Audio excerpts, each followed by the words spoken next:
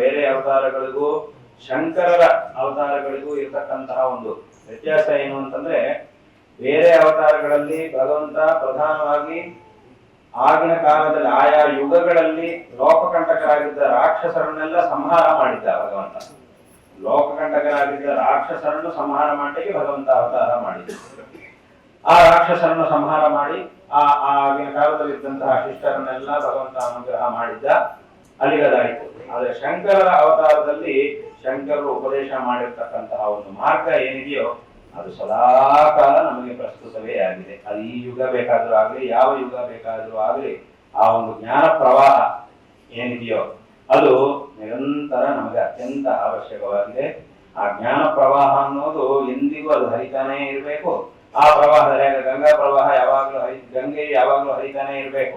ಆಗ ಯಾವ ಕಾಲದಲ್ಲಿ ಬೇಕಾದ್ರೂ ನಾವು ಹೋಗೋದ್ರೊಳಗೆ ಸ್ನಾನ ಮಾಡಿ ಬರ್ತೀವಿ. ಅದೇ ರೀತಿಯಾಗಿ ಆ ಗಂಗೆ ಒಂದ್ಸರಿ ಪ್ರವಾಹ ಇರುತ್ತೆ, ಒಂದ್ಸರಿ ನಿಂತೋಗುತ್ತೆ ಅಂತಂದ್ರೆ ಆಗುವುದಿಲ್ಲ. ಅದೇ ರೀತಿಯಾಗಿ ಈ ಜ್ಞಾನ ಪ್ರವಾಹವು ನಿರಂತರ ಹರಿತಾ ಇದ್ರೆ ಆಗ ನಾವು ಸಹ ಅದರೊಳಗೆ ಯಾವಾಗಾದ್ರೂ ಹೋಗಿ ಅದರಿಂದ ಆ ಜ್ಞಾನವನ್ನು ಪಡ್ಕೊಳ್ಳಲಿಕ್ಕೆ ಸಾಧ್ಯವಾಗುತ್ತೆ. ಅದರಿಂದ ಈ ಒಂದು ಅವತಾರದ ಒಂದು ಪ್ರಯೋಜನ ಏನಿದೆಯೋ ಅದು ನಿರಂತರ ಮನುಷ್ಯನಿಗೆ ಅತ್ಯಂತ ಅವಶ್ಯಕವಾದದ್ದು. ಹಾಗಾಗಿ ಅಂತಹ ಮಾರ್ಗವನ್ನು ಉಪದೇಶ ಮಾಡಿರ್ತಕ್ಕಂಥವರು ಜಗದ್ಗುರು ಶ್ರೀ ಆದಿಶಂಕರ ಭಗವತ್ಪಾದಾಚಾರ್ಯರು. ಹಾಗಾಗಿ ಅವರ ಒಂದು ಜಯಂತಿ ಉತ್ಸವವನ್ನ ಪ್ರತಿ ಸಂವತ್ಸರವೂ ಸಹ ಎಲ್ಲರೂ ವಿಶೇಷವಾಗಿ ಆಚರಣೆ ಮಾಡಬೇಕು. ತಮ್ಮ ಮನೆಗಳಲ್ಲೂ ಸಹ ವಿಶೇಷವಾಗಿ ಆಚರಣೆ ಮಾಡಬೇಕು. ವಿಶೇಷವಾಗಿ ಅವರಿಗೆ ಸುಬ್ರಹ್ಮಣ್ಯ ಅವರಿಗೆ ಈ ಒಂದು ಪ್ರೇರಣೆ ಆಯಿತು, ಶಂಕರ ಜಯಂತಿ ಆಚರಣೆ ಮಾಡಬೇಕು ಅನ್ನೋಂತಹ ಪ್ರೇರಣೆ ಆಯಿತು. ಅದರಂತೆ ಅವರು ಇಲ್ಲಿ ಈ ಒಂದು ದೇವಸ್ಥಾನ ಅನೇಕ ಕಡೆಗಳಲ್ಲಿ ಶಂಕರ ಜಯಂತಿ ಆಚರಣೆ ಮಾಡಿಸುತ್ತಾ ಈ ಒಂದು ದೇವಸ್ಥಾನವನ್ನು ಸ್ಥಾಪನೆ ಮಾಡಿದರು. ವಾಸ್ತವವಾಗಿ ಇಲ್ಲಿ ಇನ್ನೂ ಒಂದು ಸಂಬಂಧ ಇದೆ. ಏನು ಅಂತಂದ್ರೆ, ಇಲ್ಲಿ ಶಂಕರಾಚಾರ್ಯರ ಜಯಂತಿ ಉತ್ಸವವನ್ನು ಪ್ರತಿ ವರ್ಷ ಪ್ರತಿಯೊಬ್ಬರು ವೈಶಾಖ ಶುಕ್ಲ ಪಂಚಮಿ ದಿವಸ ಆಚರಣೆ ಮಾಡಬೇಕು ಅಂತ ಈ ಲೋಕಕ್ಕೆ ಅಪ್ಪಣೆ ಕೊಡಿಸಿದವರೇ ಜಗದ್ಗುರು ಸಚ್ಚಿದಾನಂದ ಶಿವಾನಂದ ಸಿಂಹಾರತಿ ಮಹಾಸ್ವಾಮಿಗಳು. ಅವರು ಈ ದಕ್ಷಿಣಾಮ್ನಾಯ ಶೃಂಗೇರಿ ಶಾರದಾ ಪೀಠದ 33ನೇ ಅಧಿಪತಿಗಳಾಗಿದ್ದರು ಮತ್ತು ಅವರ ಪವಿತ್ರವಾದಂತಹ ಜನ್ಮಸ್ಥಳ ಈ ಮೈಸೂರು. ಈ ಮೈಸೂರಿನಲ್ಲೇ ಅವರು ಅವತಾರವನ್ನು ಮಾಡಿದ್ದು. ಈಗ ಮೈಸೂರಿನ ಶಂಕರ ಮಠ ಏನಿದೆ, ಅಭಿನವ ಶಂಕರಾಲಯ, ಅದೇ ಅವರ ಅವತಾರ ಸ್ಥಳ. ಅದರಿಂದಲೇ ಅಲ್ಲಿ ಅವರ ಒಂದು ಮಂದಿರವನ್ನು ನಿರ್ಮಾಣ ಮಾಡಿ 100 ವರ್ಷಗಳ ಹಿಂದೆ ಆ ಒಂದು ಮಂದಿರದಲ್ಲಿ ಅವರ ಮೂರ್ತಿಯನ್ನು ಪ್ರತಿಷ್ಠಾಪನೆ ಮಾಡಲಾಯಿತು. ಅದರ ಶತಮಾನೋತ್ಸವ ಈಗ ನಡೀತಾ ಇದೆ. ಅದರಿಂದ ಯಾರ ಪವಿತ್ರವಾದಂತಹ ಜನ್ಮಭೂಮಿಯಾಗಿದೆಯೋ ಈ ಮೈಸೂರು ಮಹಾನಗರ, ಅವರ ಒಂದು ಅಪ್ಪಣೆಯಿಂದಲೇ ಅವರೇ ಇದನ್ನು ಅಪ್ಪಣೆ ಮಾಡಿದ್ರು. ಎಲ್ಲರೂ ಸಹ ವೈಶಾಖ ಶುಕ್ಲ ಪಂಚಮಿಗೆ ಶಂಕರ ಜಯಂತಿ ಆಚರಣೆಯನ್ನು ಮಾಡಬೇಕು. ವಿಶೇಷವಾಗಿ ಆ ಪಾಠ್ಯದಿಂದ ಆರಂಭ ಮಾಡಿ 5 ದಿವಸಗಳ ಕಾಲ, ಹೇಗೆ ಶರನ್ನವರಾತ್ರಿ ಅಂತೆಲ್ಲ ಆಚರಣೆ ಮಾಡ್ತೀವೋ ಅದೇ ರೀತಿಯಾಗಿ ಈ ಸಂದರ್ಭದಲ್ಲಿ 5 ದಿವಸಗಳ ಕಾಲ ಶಂಕರ ಜಯಂತಿಯನ್ನು ಆಚರಣೆ ಮಾಡಬೇಕು ಅಂತ ಅಪ್ಪಣೆ ಕೊಡಿಸಿದ್ರು. ಅದರಂತೆ ಎಲ್ಲ ಕಡೆಯೂ ಸಹ ಶಂಕರ ಜಯಂತಿ ಆಚರಣೆ ನಡೀತಾ ಇದೆ. ಹಾಗಾಗಿ ಈ ರೀತಿಯಾದಂತಹ ಒಂದು ಶಂಕರ ಜಯಂತಿ ಆಚರಣೆ ವಿಶೇಷವಾಗಿ ಎಲ್ಲ ಕಡೆಯೂ ಸಹ ನಡೀಬೇಕು. ಎಲ್ಲರೂ ಸಹ ಅದನ್ನು ಮಾಡಿ ಆವತ್ತಿನ ದಿವಸ ಶಂಕರರ ಒಂದು ವಿಶೇಷವಾದಂತಹ ಆರಾಧನೆಯನ್ನು ಪೂಜೆಯನ್ನು ಮಾಡಿ ಶಂಕರರು ಉಪದೇಶ ಮಾಡಿರ್ತಕ್ಕಂತಹ ಮಾರ್ಗದ ಒಂದು ವಿಚಾರವನ್ನು ಸಹ ಮಾಡಿ ಅದನ್ನು ತಿಳಿದು ಆ ಮಾರ್ಗದಲ್ಲಿ ಹೋಗಿ ಕೃತಾರ್ಥರಾಗಬೇಕು ಅನ್ನುವಂತಹ ಒಂದು ವಿಷಯವನ್ನ ಈ ಸಂದರ್ಭದಲ್ಲಿ ಹೇಳಬಯಸ್ತಾ ಇದ್ದೇವೆ. ಈ ಹಿಂದೆ ಇಲ್ಲಿಗೆ ಈ ಗಾಯತ್ರಿ ಶಂಕರ ಮಂದಿರಕ್ಕೆ ನಮ್ಮ ಪರಮ ಗುರುಗಳಾದ ಜಗದ್ಗುರು ಶ್ರೀ ಅಭಿನವವಿದ್ಯಾಪೀಠ ಮಹಾಸ್ವಾಮಿಗಳವರು ಬಂದಿದ್ರು. ನಮ್ಮ ಗುರುಗಳು ಜಗದ್ಗುರು ಶ್ರೀ ಭಾರತೀತೀರ್ಥ ಮಹಾಸ್ವಾಮಿಗಳವರು ಸಹ 2 ಬಾರಿ ಇಲ್ಲಿಗೆ ಆಗಮಿಸಿದ್ರು, ಆಶೀರ್ವಾದಗಳನ್ನು ಮಾಡಿದ್ರು. ಈಗ ಈ ಯಾತ್ರೆಯ ಸಂದರ್ಭದಲ್ಲಿ ನಾವು ಇಲ್ಲಿಗೆ ಬರುವಂತಹ ಒಂದು ಪ್ರಸಂಗ ಬಂದಿದೆ. ಇಲ್ಲಿಗೆ ಬಂದಿದ್ದೇವೆ. ನಿಮ್ಮೆಲ್ಲರನ್ನು ನೋಡಿ ನಮಗೆ ಅತ್ಯಂತ ಸಂತೋಷ ಉಂಟಾಗ್ತಾ ಇದೆ. ಈ ಸಂದರ್ಭದಲ್ಲಿ ನಿಮಗೆಲ್ಲರಿಗೂ ಸಹ ನಾರಾಯಣ ಸ್ಮರಣ ಪೂರ್ವಕವಾಗಿ ಆಶೀರ್ವಾದಗಳನ್ನು ಮಾಡುತ್ತಿದ್ದೇವೆ. ಇಲ್ಲಿ ಇದೇ ರೀತಿಯಾಗಿ ಈ ಶಂಕರ ಜಯಂತಿ ಉತ್ಸವಾದಿಗಳೆಲ್ಲವೂ ಸಹ ನಿರಂತರವಾಗಿ ನಡೀಬೇಕು. ಅದರಲ್ಲಿ ಎಲ್ಲರೂ ಸಹ ಯಾವುದೇ ವಿಧವಾದಂತಹ ಅಭಿಪ್ರಾಯ ಭೇದಗಳಿಲ್ಲದೆ ಒಂದು ಇದೇ ರೀತಿಯಾದಂತಹ ಒಂದು ಐಕಮತ್ಯದಿಂದ ಯಾವ ವಿಧವಾದಂತಹ ಅಭಿಪ್ರಾಯ ಭೇದಗಳಿಗೂ ಅವಕಾಶವನ್ನು ಕೊಡದೆ, ಇದು ಯಾಕೆಂತಂದ್ರೆ ಇದು ಆ ಭಗವಂತನ ಒಂದು ಕಾರ್ಯ, ಇದು ಧರ್ಮ ಕಾರ್ಯ. ಅವರವರ ವೈಯಕ್ತಿಕವಾದ ಕಾರ್ಯಗಳು ಅವರವರು ಬಿಟ್ಟಿದ್ದು ವೈಯಕ್ತಿಕವಾದಂತಹ ಕೆಲಸಗಳು. ಆದ್ರೆ ಇಂತಹ ಒಂದು ದೇವಸ್ಥಾನ, ಈ ದೇವಸ್ಥಾನದಲ್ಲಿ ನಡೆಯುವಂತಹ ಉತ್ಸವಗಳು, ಈ ಶಂಕರ ಜಯಂತಿ ಉತ್ಸವ ಮೊದಲಾದ ಎಲ್ಲ ಧಾರ್ಮಿಕ ಕಾರ್ಯಕ್ರಮಗಳು ಸಹ ಒಂದು ಲೋಕಕ್ಷೇಮಕ್ಕಾಗಿ ನಡೀತಾ ಇರುವಂತಹ ಕಾರ್ಯಕ್ರಮಗಳು. ಆದ್ರಿಂದ ಇಂತಹ ಕಾರ್ಯಕ್ರಮಗಳಲ್ಲಿ ಅಲ್ಲಿ ಏನ್ ನಡೀಬೇಕಾಗಿದೆಯೋ, ಯಾವ ಕ್ರಮದಂತೆ ಅದು ನಡೀಬೇಕಾಗಿದೆಯೋ ಅದೇ ಕ್ರಮದಂತೆ ಎಲ್ಲರೂ ಸಹ ಅದನ್ನು ಚೆನ್ನಾಗಿ ಇನ್ನಷ್ಟು ಚೆನ್ನಾಗಿ ಇದನ್ನು ಆಚರಣೆ ಮಾಡಿ ಕೃತಾರ್ಥರಾಗಬೇಕು ಎಂಬುದಾಗಿ ಈ ಸಂದರ್ಭದಲ್ಲಿ ಹೇಳ್ತಾ ವಿಶೇಷವಾಗಿ ಆದಿತ್ಯ ಶರ್ಮಾ ಅವರಿಗೆ ಮತ್ತು ಅವರ ಜೊತೆಗೆ ಇರ್ತಕ್ಕಂತಹ ಈ ಒಂದು ಪವಿತ್ರವಾದ ಕಾರ್ಯದಲ್ಲಿ ಅವರ ಜೊತೆಗೆ ಇರ್ತಕ್ಕಂತಹ ಎಲ್ಲ ಭಕ್ತರಿಗೂ ಎಲ್ಲ ಸಜ್ಜನರಿಗೂ ಸಹ ನಾವು ನಾರಾಯಣ ಸ್ಮರಣ ಪೂರ್ವಕವಾಗಿ ಆಶೀರ್ವಾದಗಳನ್ನು ಮಾಡ್ತಾ ಇದ್ದೇವೆ. ಅದೇ ರೀತಿಯಾಗಿ ಇಲ್ಲಿ ವೇದವರ್ಗದವರು ಅವರು ಸಹ ಇಲ್ಲಿ ಬಂದಿದ್ದೇವೆ ಮತ್ತು ಇಲ್ಲಿ ವೈದಿಕರು ಎಲ್ಲ ಭಕ್ತರಿಗೂ ಸಹ ನಮ್ಮ ಆಶೀರ್ವಾದಗಳನ್ನು ತಿಳಿಸಿ ಈ ಮಾತುಗಳನ್ನ ಇಲ್ಲಿ ಉಪಸಂಹಾರ ಮಾಡ್ತೇವೆ. ಹರ ನಮಃ ಪಾರ್ವತೀ ಪತಯೇ.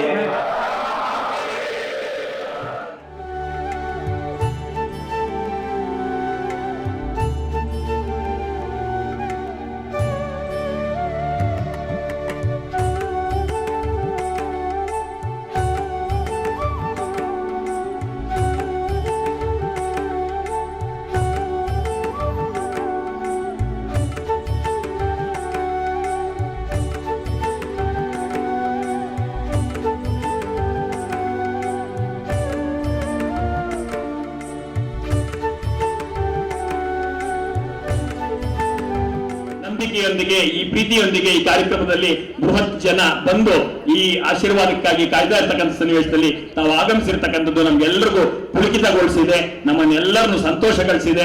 ಮತ್ತೊಮ್ಮೆ ಈ ವೇದಿಕೆಯ ಮುಖಾಂತರ ಎಲ್ಲರ ಪರವಾಗಿ ನಾವು ಸ್ವಾಗತ ಮಾಡ್ತಾ ಇದೀವಿ. ಮುಗುರು ಕರ್ನಾಟಕ ಬ್ರಾಹ್ಮಣರ ಎಲ್ಲ ವಿಶ್ವನಾಥರವರು ಇವತ್ತಿನ ಅಧ್ಯಕ್ಷರಾಗಿ ತುಂಬಾ ಅಭಿವೃದ್ಧಿಯನ್ನ ಮಾಡ್ತಾ ಇದ್ದಾರೆ. ಈ ಅಭಿವೃದ್ಧಿಗೆ ಆಡಳಿತ ಮಂಡಳಿ ಮತ್ತು ಸಮಾಜ ತುಂಬಾ ಸಹಕರಿಸ್ತಾ ಇದೆ. ಮೊನ್ನೆ ಹೆಪ್ಸೂರಿನಲ್ಲಿ ತಾವು ಪ್ರವಚನವನ್ನ ಮಾಡುವಂತ ಸನ್ನಿವೇಶದಲ್ಲಿ ಬಂಧುಗಳು ಅಂದರೆ ಯಾರು ಅನ್ನುವಂತ ವಿಚಾರವನ್ನ ತಿಳಿಸಿದ್ರಿ. ಆ ಬಂಧುಗಳ ಬಾಂಧವ್ಯ ಇನ್ನಷ್ಟು ಹೆಚ್ಚಾಗಲಿಕ್ಕೆ ತಮ್ಮ ಆಶೀರ್ವಾದ ಬೇಕು. ಇನ್ನು ಕಲ್ಯಾಣ ಕಾರ್ಯಕ್ರಮಗಳು, ಈ ಸಭಾಂಗಣದಲ್ಲಿ ಮುಂದಿನ ಬೆಳವಣಿಗೆಗಳು ಇನ್ನು ಹೆಚ್ಚಿನ ರೀತಿಯಲ್ಲಾಗಿ, ಆ ಮುಖಾಂತರ ವಿದ್ಯಾರ್ಥಿಗಳಿಗೆ ನೆರವು ಹೆಚ್ಚಿನ ರೀತಿಯಲ್ಲಾಗಿ ಸಮುದಾಯದ ಸರ್ವತೋಮುಖ ಅಭಿವೃದ್ಧಿಗೆ ತಮ್ಮ ಆಶೀರ್ವಾದ ಬೇಡ್ತಾ ಈ ಒಂದು ವೇದಿಕೆ ಮುಖಾಂತರ ಮತ್ತೊಮ್ಮೆ ಸ್ವಾಗತವನ್ನ ಕೊಡ್ತಾ ಇದ್ದೀವಿ. ಧನ್ಯವಾದಗಳು ಸರ್.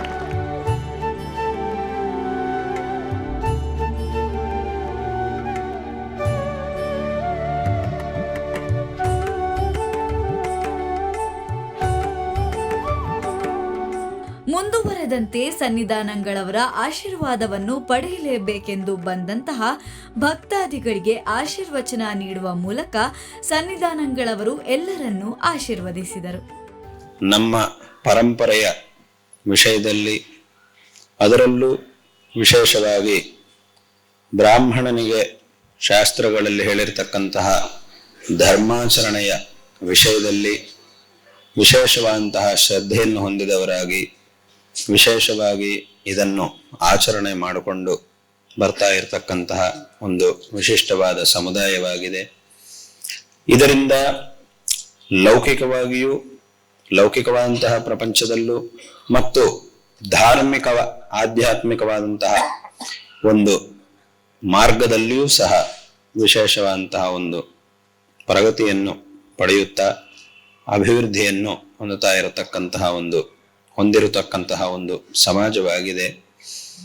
ಈ ಒಂದು ಧರ್ಮಶ್ರದ್ಧೆ ಮನುಷ್ಯನಿಗೆ ಅತ್ಯಂತ ಅವಶ್ಯಕವಾಗಿದೆ. ನಾವು ಮಾಡುವಂತಹ ಎಲ್ಲ ಕೆಲಸಗಳಲ್ಲೂ ನಮ್ಮ ಪ್ರಯತ್ನ ಅನ್ನುವುದು ಅತ್ಯಂತ ಅವಶ್ಯಕವಾದದ್ದು. ಆದರೆ ನಮ್ಮ ಪ್ರಯತ್ನ ಒಂದೇ ಸಾಕಾಗುವುದಿಲ್ಲ. ಅದರ ಜೊತೆಗೆ ಭಗವದ್ ಅನುಗ್ರಹ ಮತ್ತು ಈ ಧಾರ್ಮಿಕ ಆಚರಣೆಗಳಿಂದ ನಮಗೆ ಸಿಗುವಂತಹ ಒಂದು ದೈವಿಕವಾದಂತಹ ಒಂದು ಬಲ, ಈ ಎರಡು ಮನುಷ್ಯನಿಗೆ ಅತ್ಯಂತ ಅವಶ್ಯಕ. ಪ್ರಯತ್ನವನ್ನು ನಾವು ಮಾಡಲೇಬೇಕು. ಖಂಡಿತವಾಗಿಯೂ ಪ್ರಯತ್ನದಿಂದ ಕೆಲಸ ನಡೀಲೇಬೇಕು. ಆದರೆ ಆ ಪ್ರಯತ್ನ ಸಫಲ ಆಗಬೇಕು ಅಂತಂದ್ರೆ ಮಾತ್ರ ಅದಕ್ಕೆ ದೈವಾನುಗ್ರಹ ಅನ್ನೋದು ಅತ್ಯಂತ ಅವಶ್ಯಕ. ಹೇಗೆ ಲೋಕದಲ್ಲಿ ಒಬ್ಬ ವಿದ್ಯಾರ್ಥಿ ಚೆನ್ನಾಗಿ ಅಧ್ಯಯನ ಮಾಡಿದ್ದಾನೆ, ಅಷ್ಟು ಏನೇನು ಪಾಠ ಆಗಿದೆಯೋ ಅದಷ್ಟನ್ನು ಚೆನ್ನಾಗಿ ಓದ್ಕೊಂಡಿದ್ದಾನೆ, ಪರೀಕ್ಷೆ ಬರೆಯಕ್ಕೆ ಅಂತ ಹೋಗಿದ್ದಾನೆ. ಆ ಪರೀಕ್ಷೆಯಲ್ಲಿ ಏನೇನು ಪ್ರಶ್ನೆಗಳು ಬಂದಿವೆಯೋ ಆ ಎಲ್ಲ ಪ್ರಶ್ನೆಗಳಿಗೂ ಸರಿಯಾಗಿ ಏನು ಉತ್ತರ ಬರೀಬೇಕೋ ಅದಷ್ಟನ್ನು ಬರೆದಿದ್ದಾನೆ. ಸರಿಯಾಗಿ ಒಂದು ಪ್ರಶ್ನೆಯನ್ನು ಬಿಡದೆ ಅದಕ್ಕೆ ವಿಸ್ತಾರವಾಗಿ ಸರಿಯಾಗಿ ಉತ್ತರಗಳನ್ನು ಬರೆದಿದ್ದಾನೆ. ಆದರೆ ಇವನು ಇಷ್ಟು ಕೆಲಸವನ್ನು ಮಾಡಿದರೂ ಸಹ ಇವನು ಉತ್ತೀರ್ಣನಾಗಿದ್ದಾನೆ, ಇವನಿಗೆ ಇಷ್ಟು ಅಂಕಗಳು ಸಿಕ್ಕಿವೆ, 100ಕ್ಕೆ 100 ಸಿಕ್ಕಿವೆ, ಮತ್ತು ಇವನು ಉತ್ತೀರ್ಣನಾಗಿದ್ದಾನೆ, ಮತ್ತೆ ಇವನು ಮುಂದಕ್ಕೆ ಹೋಗಬಹುದು ಅಂತ ಆಗ್ಬೇಕು ಅಂತಂದ್ರೆ ಇವನು ಏನು ಬರೆದಿದ್ದಾನೋ ಅದನ್ನೆಲ್ಲ ನೋಡಿ ಇವನು ಸರಿಯಾಗಿ ಬರೆದಿದ್ದಾನ ತಪ್ಪಾಗಿ ಬರೆದಿದ್ದಾನ ಅನ್ನುವುದನ್ನು ತೀರ್ಮಾನ ಮಾಡಿ